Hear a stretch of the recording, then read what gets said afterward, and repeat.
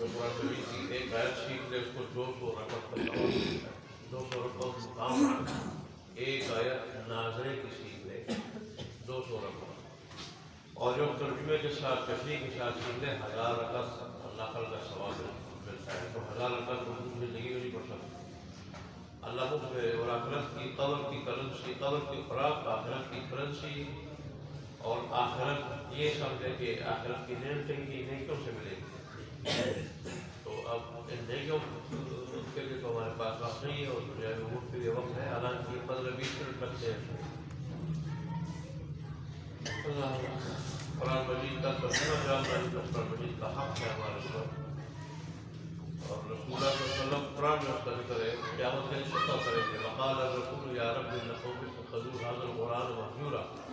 رسول اللہ کہیں گے اللہ سبحانہ وتعالی میری اس امت نے میرے قرآن کو چھوڑ دیا. لیکن ذوق شوق کی اہمیت کی بات ہے. دنیا کی اہمیت ہے اس کے 24 گھنٹے ہمارے پاس ہے. دین کی اہمیت نہیں ہے تو کسی کے پاس 20 منٹ بھی نہیں. وہ قوم فرعون سے، آل فرعون سے ایک آدمی اس کے خاندان سے مسلمان ہوا تھا. پھر ایمان کو چھپا رہا تھا. جب اس سے ایمان ہے، جب جذبہ ایمانی اور غیرت ایمانی غالب آ گئی، اس پر آ نہ گیا تو اس نے برملا اظہار کر دیا اور صرف نصیحتیں کر کے کہنے لگا کہ فَسَتَذْكُرُونَ مَا أَقُولُ لَكُمْ. القریب میں جو کچھ تمہیں کہہ رہا ہوں یاد کرو گے. اس کو یاد کرو گے جو کچھ میں کہہ رہا ہوں. وَأُفَوِّضُ أَمْرِي إِلَى اللَّهِ. اور میں اپنا معاملہ اللہ کے سپرد کرتا ہوں. تو چلے اللہ تبارک و تعالیٰ ہمیں ماننے کی توفیق عطا فرمائے. اصل عمل کی توفیق عطا فرمائے. لیکن پہلا درجہ سننا ہے.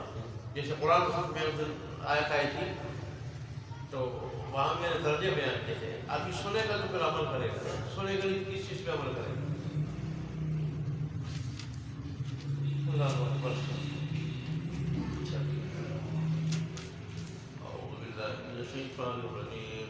آج یونس علیہ السلام کا دلچسپ واقعہ اپنے بڑے اور بھی واقعات ہیں، عبرت کی چیزیں ہیں. اللہ ہمیں عمل کی توفیق عطا فرمائے اور اسے عبرت لینے کی توفیق عطا فرمائے.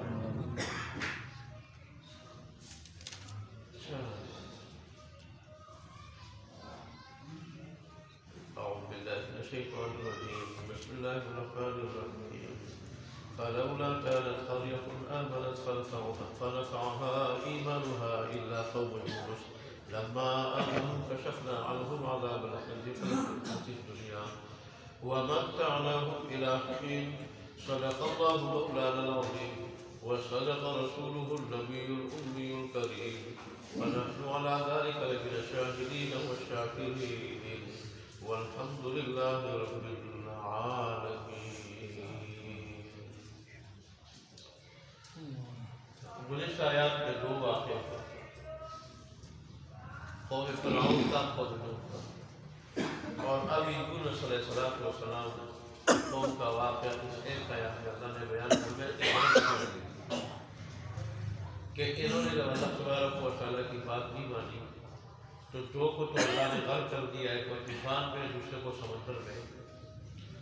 البتہ تیسری جو قوم تھی اس کی خصوصیت ہے کہ اللہ کے عذاب آنے کے بعد جب وہ قوم گڑ گڑائی، زار و پسار، روئی، چیخی چلائی اور ٹاٹ کا لباس پہنا اور اپنے جانوروں کو بھی ساتھ بار لے گئے، بچوں کو اور بیویوں کو، خود بھی گڑ گڑایا. تو یہ اس قوم کی خصوصیت ہے کہ اللہ نے عذاب کھول دیا، روک دیا، اسے عذاب ہٹا دیا.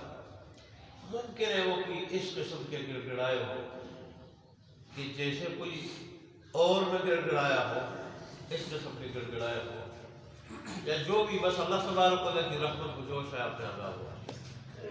ورنہ جیسے اس آیت میں اس کا ذکر ہے، اللہ کا قانون ہے، موت کے فرشتے نظر آئے، نظر کی حالت طاری ہو جائے، سانس یہاں کے رک جائے، حلق میں رک جائے اور پردہ اٹھ جائے، تو پھر اللہ تو قبول ہے. اس لیے اللہ تبارک و تعالیٰ نے قرآن میں اعلانیہ کئی جگہ فرمایا ہے کہ کفر سے اگر باز آنا چاہتے ہو اور گناہوں سے باز آنا چاہتے ہو تو اس کا کیا ہے، موت سے پہلے پہلے میرے عذاب کو دیکھنے سے پہلے پہلے میرا جب عذاب آتا ہے وہ ٹلتا نہیں. دیکھیں فرعون نے بھی عذاب دیکھنے کے بعد غلطی ہوا تھا، عذاب دیکھنے کے بعد کہا کہ میں ایمان لایا. جبرائیل علیہ السلام نے منہ میں کیچڑ ٹونس دیا، اب لاتے ہیں ایمان، اس سے پہلے تو غنڈہ گردی کرتا تھا اور باغی بنا ہوا تھا، اب ایمان لاتا ہے.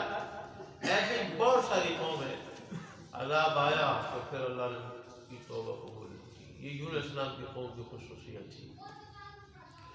یونس علیہ السلام تھے تو بنی اسرائیل میں سے، لیکن ان کی بعثت بھی تھی آشوری قوم کی طرف، جن کا تایا پختہ تایا ہے وہ پایہ تختہ نینوا شہر، جن کا پایہ تختہ نینوا شہر، یہ ان کا دارالحکومت تھا، پایہ تختہ دارالحکومت تھا، جو عراق کے صوبے موصل میں دریائے دجلہ کے کنارے 60 میل پہ پھیلا ہوا ہے. 60 میل پہ تو اس کی آبادی تقریباً 1,20,000 کے قریب تھی، 1,20,000 کے قریب تھی.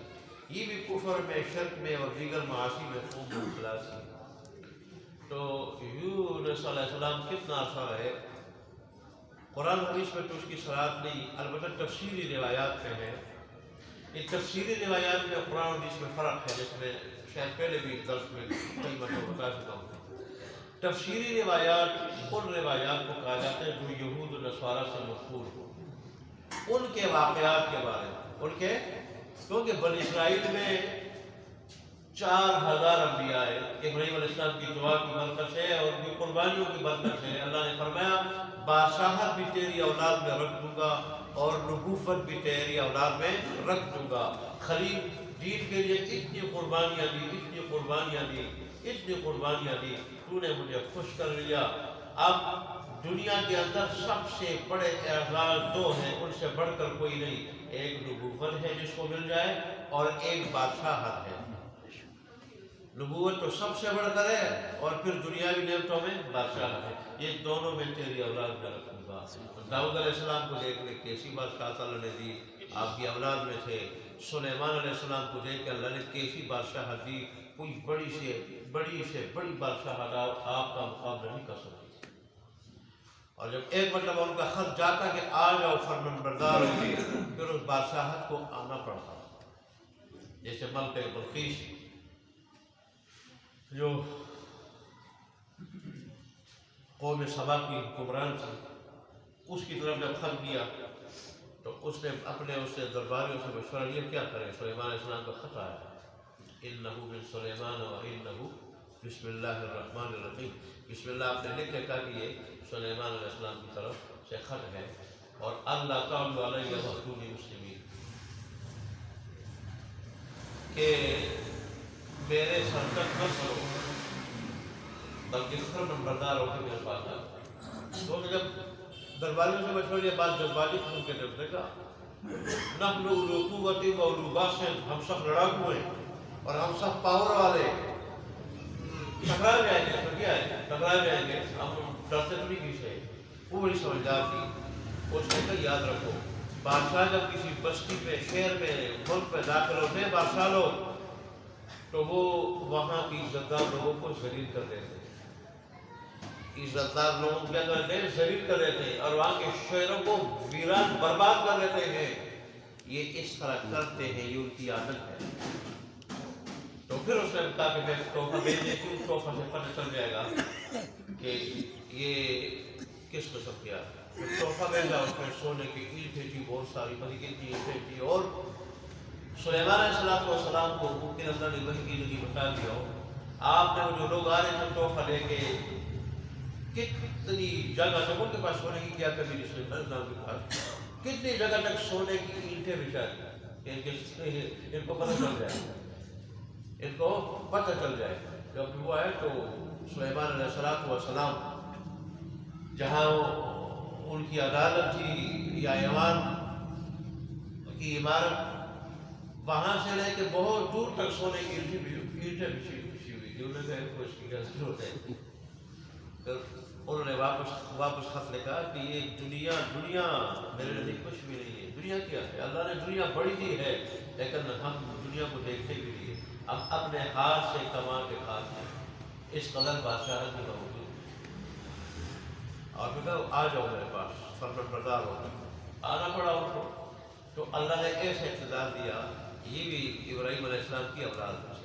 تو بہرحال یونس علیہ السلام بھی بنی اسرائیل میں سے تھے، لیکن آشوری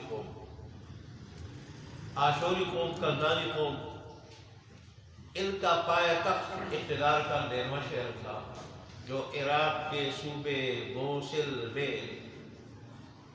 میں جس میں نے بتایا تھا دریا دجلہ کے کنارے 60 میل تک پھیلا ہوا تھا. بہرحال جب یہ بات ہو گئی پہلے تو تفسیری روایات نے بتایا تو بات وہاں سے آگے ہوگی. تو تفسیری روایات کس کو کہتے ہیں؟ یہود و نصارہ کی ان روایات کو کہ قرآن میں ان کا کوئی واقعہ ذکر ہوا ہو، قرآن میں ان کا کوئی واقعہ ذکر ہوا ہو اور ان کا کوئی واقعہ ذکر ہوا ہو. تو پھر صحابہ نے تابعین نے ان سے ان کے بارے میں پوچھا کہ قرآن میں یہ واقعہ آپ کے بارے میں آیا ہے، تو ظاہر کی تورات میں بھی اس کا ذکر ہوگا، انجیل میں بھی تو اس کا ذکر ہوگا. تو اس کے بارے میں جو کچھ وہ بتاتے تھے اس کو تفسیری روایت کہا جاتا ہے.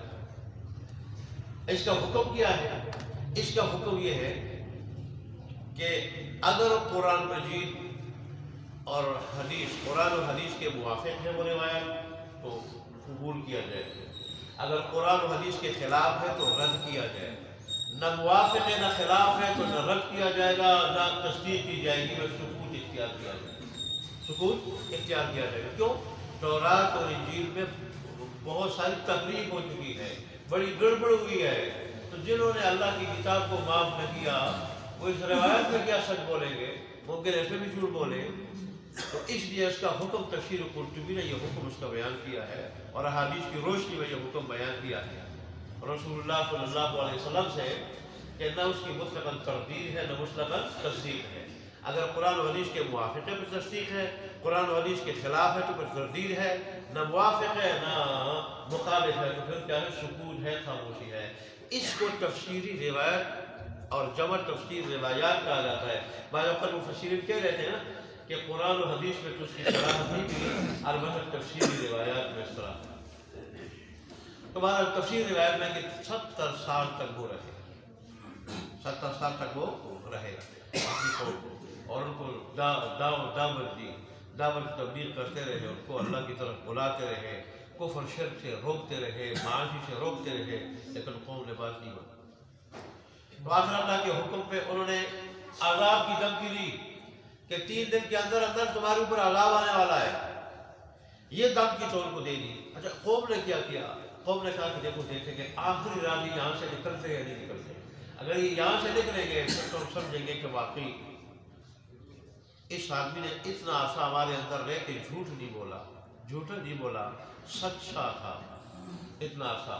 تو یہ پھر جو ہے نا واقعی سچی بات ہوگی، پھر ہمیں کچھ سوچنا پڑے گا اس معاملے میں. اور اگر یہ ادھر رہے تیسری رات بھی 3 دن کی مہلت ہے، وارننگ دی انہوں نے، تو پھر ہم سمجھیں گے کہ یہ دھمکی ہے. چنانچہ آخری رات جب انہوں نے دیکھا یونس علیہ السلام نکل چکے، لیکن انہوں نے ان سے یہ لغزش ہوئی کہ انہوں نے اللہ تبارک و تعالیٰ کے حکم کا پھر انتظار نہیں کیا کہ نکل جاؤ، اس کا انتظار نہیں کیا. بس ان سے ناراض ہو کے اور غصے سے بھرے ہوئے نکل گئے کہ انہوں نے میری بات نہیں مانی. چنانچہ یہ جب دریا کے کنارے پہنچے تو ان کا ارادہ تھا کہ وہاں دریا دجلہ کے کنارے ایک بستی تھی وہاں چلے جائیں. دونوں کا نام بھی تفصیل میں لکھا ہوا درمیان سے بھی نکلا دونوں بستی کا نام کہ دریا دجلہ کے کنارے ایک بستی تھی وہاں چلے جائیں. تو کیا ہوا؟ کسی سے بیٹھنے سے پہلے وہاں کوئی چھوٹی ندی تھی، وہ عبور کرنے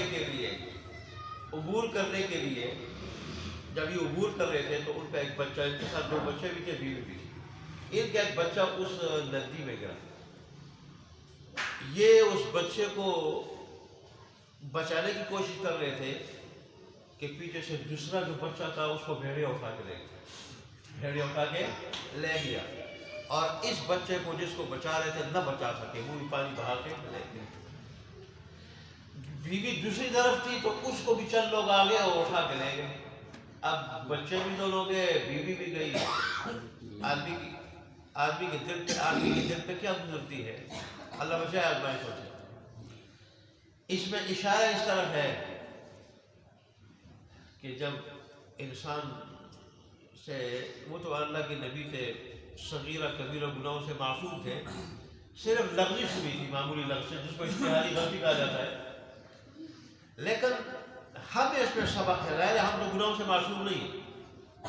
اللہ کے نبی کے حق میں جو معمولی لغزش ہوتی ہے اس پہ بھی بہت بڑی گرفت آتی ہے، بہت بڑی گرفت۔ وجہ وہ اللہ کے نبی عام انسانوں سے بہت عالی مرتبت ہوتے ہیں اور اللہ کے انتہائی مقرب ہوتے ہیں، لہذا معمولی لغزش پہ بھی اللہ اس کی گرفت کرتے ہیں۔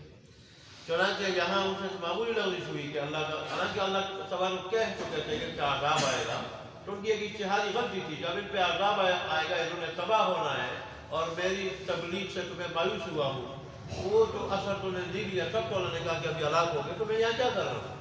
یہ انہوں نے اپنی جگہ اتحاد ان کا صحیح تھا، لیکن اللہ تبارک و تعالیٰ کو یہ بات پسند نہیں آئی کہ میرے حکم کا انتظار کرنا چاہیے تھا کہ اب میں نکل جاؤں یا نہ نکل جاؤں۔ چنانچہ بیوی تو اس طرف گئی، یہ بات تفسیر کی روایت کی ہے، اور غیر قرآن و حدیث کی کسی چیز سے متصادف بھی نہیں ہے تو ہم اس کی تردید بھی نہیں کر سکتے۔ تو بہرحال، اور اللہ تبارک و تعالیٰ کی آزمائشیں اس طرح آتی رہتی ہیں، جیسے عام گناہگاروں پہ آتی ہے، ایسے اللہ کے مقربین پہ بھی معمولی لفظ پہ آ جاتی ہے۔ تو یہ تو اس طرح وہ بیوی بھی گئی، بچے بھی گئے۔ جب یہ کشتی میں بیٹھ گئے تو کشتی جب پانی کے درمیان میں پہنچی، وہاں بھور میں، پانی کے بھور میں پھنس گئی، تو ملح کہنے لگے کہ کوئی غلام اپنے آقا سے بھاگ آیا ہے، اس کی وجہ سے یہ کشتی پھنس گئی ہے، اور اگر وہ آدمی دریا میں چھلانگ نہ لگا دے، سمندر میں یا دریا میں چھلانگ نہ لگا دے، یہ بحیرہ روم میں سفر کر رہے تھے یا دریا دجلہ میں، وہ پانی میں چھلانگ نہ لگا دے تو سارے مسافر ڈوب گئے۔ لیکن بعض روایت میں کہ انہوں نے خود کہا کہ وہ بھاگا ہوا غلام میں نے صرف اپنے رب کے حکم کا انتظار نہیں کیا ہے کہ نکل جاؤ بستی سے، میں پہلے نکل آیا ہوں۔ اور بعض کہتے ہیں کہ انہوں نے کہا 3 مرتبہ قرعہ کریں گے، قرعہ ڈالیں گے، اور اس کے مطابق جس کا نکل آیا تو اس کو پانی میں پھینک دیں گے۔ چنانچہ جب انہوں نے قرعہ ڈالا تو 3 مرتبہ ان کے نام لکھا، تو پھر یا انہوں نے پانی میں پھینک دیا یا انہوں نے خود چھلانگ لگا دی، بعض تفسیر میں انہوں نے خود چھلانگ لگا دی مسافروں کو بچانے کے لیے، میری وجہ سے مسافر ہلاک ہو جائے۔ جب پانی میں گئے تو پہلے سے مچھلی اللہ کے حکم سے منہ کھول کے تیار کھڑی تھی، اور اس نے جو ہے وہ لے لیا، پھر پیٹ میں چلے گئے۔ مچھلی جب ایک مرتبہ پانی میں یوں ہو جائے تو انسان کے اعضاء بکھر جاتے ہیں، لیکن اللہ نے پیٹ کو پہلے سے حکم دیا تھا اور مچھلی کو کہ یونس کے واسطے، یونس علیہ السلام کے واسطے تیرا پیٹ، مچھلی کو حکم دیا تھا اس کے پیٹ کو کہ پیٹ تو، یا مچھلی کو حکم دیا تھا تیرا پیٹ، یونس علیہ السلام کے لیے قید خانہ تو ہے، یہ تیری خوراک نہیں ہے، پہلے سے اللہ تبارک و تعالیٰ نے کہہ دیا تھا۔ چنانچہ 3 دن یا 40 دن مچھلی کے پیٹ میں رہے، لیکن یونس علیہ السلام کو اندازہ ہو گیا تھا، جیسے وہ کشتی کے ملاحوں سے کہہ دیا تھا کہ بھئی مجھ سے غلطی ہو گئی ہے، اشتہاری غلطی ہو گئی، لغزش ہو گئی مجھ سے۔ اس وقت سے آپ نے ایک تسبیح شروع کی، لا الہ الا انت سبحانک، آیت کریمہ ہم جس کو کہتے ہیں انی کنت من الظالمین۔ اللہ تبارک و تعالیٰ فرماتے ہیں یہ اتنی بڑی تسبیح ہے کہ یونس علیہ السلام کی تسبیح نہ پڑھتے تو قیامت کے دن تک مچھلی کے پیٹ میں رہتے۔ لَلَبِثَ إِلَىٰ يَوْمِ يُبْعَثُونَ، قرآن کے الفاظ ہے اس دن تک مچھلی کے پیٹ میں رہتے ہیں کہ جس دن لوگ دوبارہ اٹھائے جائیں گے قیامت میں۔ لیکن جب انہوں نے یہ تسبیح پڑھی تو یہ 3 دن والی بات اتفاقی ہے، یا تفسیر و بعض جگہ کی 40 دن 3 دن والی اتفاقی ہے۔ اللہ نے 3 دن سے زیادہ مچھلی کے پیٹ میں نہیں چھوڑا اور وہاں سے نکالا۔ لیکن جب یہ نکلے اس مچھلی نے ساحل سمندر پہ ایک میدان تھا، چٹیل میدان تھا، تو صحرا تھا، چٹیل میدان تھا، ادھر مچھلی نے ڈال دیا۔ تو مچھلی کے پیٹ میں رہنے کی وجہ سے پیٹ میں بڑی گرمی تھی، اس گرمی کی وجہ سے ان کی کھال جو تھی وہ نرم ہو گئی۔ اللہ تبارک و تعالیٰ نے وہاں اپنی کامل قدرت سے کدو کی بیل اگا دی۔ اس کی خصوصیت یہ ہے کہ اس کے پتے ایک نرم ملائم ہوتے ہیں، وہاں اس میں مکھی نہیں بیٹھتی۔ اب یہ تو جلدی مریض ہو گئے تھے کہ ان کو مکھیاں تنگ نہ کرے، تو مکھی اس پہ نہیں بیٹھتی، اللہ نے وہ بیل اگا دی۔ یہی وجہ ہے رسول اللہ صلی اللہ علیہ وسلم کو کدو بڑا پسند تھا، اور فرماتے ہیں یہ میرے بھائی یونس علیہ السلام کا درخت ہے، اللہ تبارک نے اس کا سایہ ان پہ کیا تھا۔ تو پھر اللہ نے خوراک کا انتظام کیا ہے، ایک جنگلی بکری سے بچہ گم ہو گیا تھا، وہ اس کی تلاش میں نکلی، ان کے قریب آئی تو انہوں نے بکری کا دودھ پیا، اور پھر جب تک یہ اس جگہ تھے تو وہ بکری آتی تھی، وقت مقرر پہ آتی تھی اور ان کو دودھ پلاتی تھی۔ اللہ نے بکری کا دودھ ایک مرغوب چیز ہے، مرغوب رسول اللہ کو بکری کا دودھ بڑا پسند ہوتا تھا، اور اس میں جو ہے نا مختلف درختوں کے پتے ہونے کی وجہ سے شفا بھی ہے، اللہ نے اس کا انتظام کیا۔ تو اس طرح یونس علیہ السلام صحیح ہو گئے، اور پھر جو ہے وہ اپنی قوم کی طرف گئے، اور وہ قوم تو پہلے طائب ہو چکی تھی، بلکہ انہوں نے جب عذاب دیکھا، عذاب کس طرح سیاہ بادل آئے، اور پھر اس سیاہ بادلوں میں دھواں تھا، کالا دھواں تھا، جو ان کی اس دھوئے نے پورے شہر کو اور گھروں کی چھتوں کو لپیٹ میں لے لیا تھا، ایسا کالا دھواں کہ اس کی وجہ سے گھر کے چھت بھی سیاہ ہو گئے تھے، گھر کی چھتیں سیاہ ہو گئی تھی۔ وہ سمجھ گئے، وہ پہلے یونس السلام کو تلاش کرتے رہے، بڑا تلاش کیا، وہ کام سے ان کے ساتھ تو حادثہ پیش آیا تھا، پھر بڑے گڑ گڑائے روئے، جانور عورتوں کو بچوں کو میدان میں نکالا، اس اللہ نے عذاب ٹالا، اور پھر یونس علیہ السلام جو ہے وہ گئے، اور اس طرح جو ہے نا وہ تو پہلے طائب ہو چکے تھے تو ان میں رہے، اور ان کو اللہ تبارک و تعالیٰ نے ایک وقت تک جب تک اللہ کو منظور تھا ان کو اللہ نے مہلت دی، اس طرح وہ زندگی گزارتے رہے، اور اس کے بعد کافی عرصے کے بعد پھر ان میں جب بگاڑ پیدا ہوا تو اللہ تبارک و تعالیٰ نے ممکن کسی اور نبی کو بھیجا ہوگا۔ یونس علیہ السلام جب ان کی طرف مبعوث ہوئے تھے، اس وقت بیک بعد ایک علاقے میں ایک زمانے میں 5 نبی مبعوث ہوئے تھے، 5 نبی۔ دوبارہ پھر یونس علیہ السلام کی طرف گئے، ان میں تبلیغ کرتے رہے، اور اللہ تبارک نے ان کو عذاب سے بچایا، اور تقریباً کم و بیش 1,20,000 کے قریب وہ لوگ اسی کا ذکر۔ تو اس میں ہمارے لیے عبرت کیا ہے؟ عبرت یہی ہے کہ اللہ کے عذاب سے ڈرنا چاہیے، عذاب آنے سے پہلے اور موت آنے سے پہلے۔ اگر کوئی کافر مشرک ہے اس کو شرک چھوڑنا چاہیے، کوئی بدعت پہ مبتلا ہے اس کو وہ چھوڑنی چاہیے، اور اگر کوئی مسلمان باغی نافرمان ہے، گناہوں میں مبتلا ہے تو اس کو گناہ چھوڑنا چاہیے، اور حقوق ادا کرنی چاہیے۔ آج کے لوگ حقوق نہیں ادا کرتے، دیکھیں بہنوں کا حصہ ہے ہمارے پاس، لیکن آج کل دیتا کوئی نہیں ہے۔ ہاں شہروں میں تو پھر بھی بہنیں جو ہے نا عدالت پہنچ جاتی ہیں، وہاں جو ہے وہ کیس کر لیتی ہیں، لے لیتی ہیں، لیکن گاؤں دیہات میں جہاں وہ یہ چیزیں نہیں ہیں، اور وہاں کی عورتوں پہ پردہ، حیا اور یہ چیزیں غالب ہیں، اور عدالت جانے سے وہ ڈرتی ہیں، وحشت محسوس کرتی ہیں، تو ایسی بہنوں کو اور ایسی بیٹیوں کو حصہ ملتا نہیں۔ اور اگر کوئی ایک بھائی دوسرے بھائیوں پہ غالب ہو تو ان کے حق کو بھی کیا کر لیتا ہے؟ دبا لیتا ہے۔ تو یہ اللہ اپنا حق تو معاف کر دیتا ہے، بندے کا حق معاف نہیں کرتا۔ قیامت کے دن پھر نیکی اور گناہ کے سوا کچھ نہیں ہوگا، پھر اللہ پہلے نیکیوں کو لے گا، نیکیاں ختم ہو جائیں پھر گناہوں کو لے گا۔ اور حدیث شریف میں آتا ہے اصل مفلس، حقیقی مفلس وہی ہے کہ جو نیکیوں کے ڈھیر لے کے پہاڑ لے کے نیکیوں کے قیامت کے دن پہنچ جائے گا، لیکن کسی کو مارا ہوگا، کسی کو پیٹا ہوگا، کسی پہ ظلم کیا ہوگا، کسی کا حق دبا رہا ہوگا، کسی نے دبایا ہوگا، کسی کی غیبت کی ہوگی، کسی کی دل آزاری کی ہوگی، وہ آ رہے ہوں گے اور اس سے نیکی لے رہے ہوں گے، پھر نیکیاں ختم ہو جائیں گی اور ان کے حقوق باقی ہوں گے، پھر اللہ ان کے گناہ اس پہ ڈالے گا، وہ نیکیوں والا وہ نیکیوں سے معروم ہو کے گناہوں کا بوجھ جہنم میں پہنچ جائے گا۔ اللہ تبارک و تعالیٰ ہمیں اس سے بچائے، عمل کی توفیق عطا فرمائے۔ اب ایک آیت ترجمہ دیکھ لیں۔